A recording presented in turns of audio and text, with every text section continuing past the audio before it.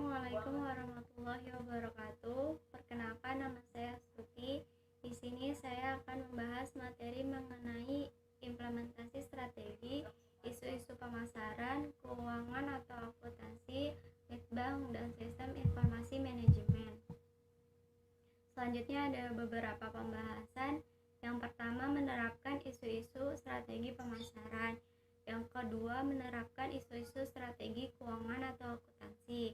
Yang ketiga, menerapkan penelitian dan pengembangan bidang strategi. Yang keempat, menerapkan isu-isu strategi sistem informasi manajemen. Selanjutnya, yang pertama ada isu-isu pemasaran. Ada beberapa contoh dari keputusan pemasaran yang mungkin membutuhkan kebijakan. Contohnya, menggunakan dealer atau kombinasi saluran yang eksklusif dan distribusi, menggunakan iklan TV yang banyak, sedikit, atau tidak sama sekali, memberikan penghargaan pada tenaga penjual berdasarkan gaji langsung atau kombinasi gaji atau komisi, menawarkan garansi yang lengkap atau terbatas. Selanjutnya, ada dua variabel yang penting dan sentral bagi implementasi strategi. Yang pertama, segmentasi pasar.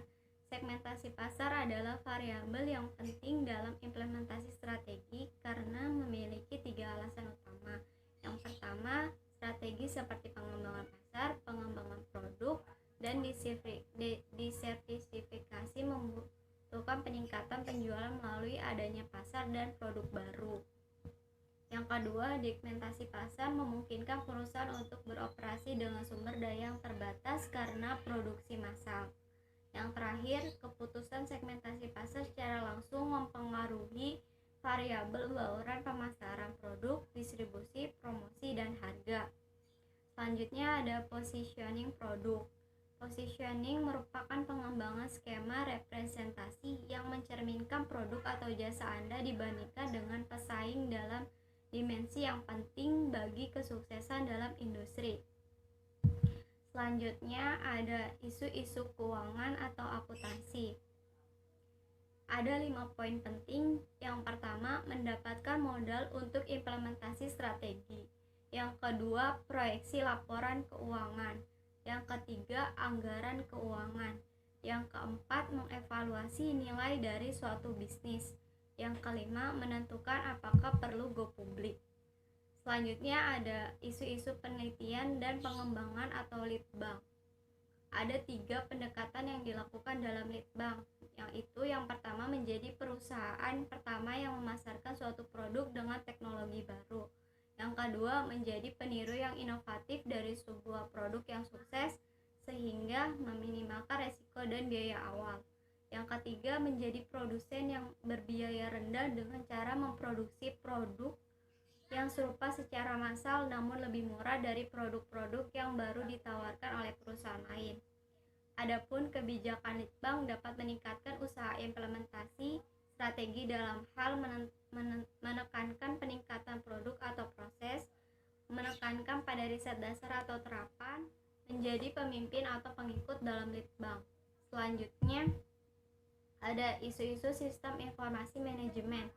Sistem informasi yang baik memungkinkan perusahaan mengurangi biaya. Contohnya, pemesanan online dari tenaga penjual ke fasilitas produksi dapat memperpendek waktu pemesanan material dan mengurangi biaya persediaan. Perusahaan yang mengumpulkan dan mengevaluasi informasi eksternal dan internal secara efektif dapat memperoleh keunggulan kompetitif dari perusahaan lain. Selanjutnya ada kesimpulan. Salah satu proses dalam konsep manajemen adalah menyusun faktor penentu keberhasilan yang diawali dengan mengkaji lingkungan strategis yang meliputi kondisi, situasi, keadaan, peristiwa, dan pengaruh-pengaruh yang berasal dari dalam maupun dari luar suatu organisasi atau unit satuan wilayah baik level negara, provinsi, kabupaten, dan kota.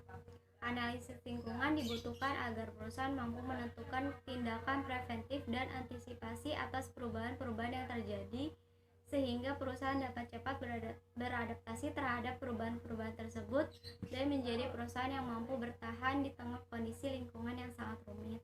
Sekian presentasi dari saya. Mohon maaf apabila ada kesalahan. Wassalamualaikum warahmatullahi wabarakatuh.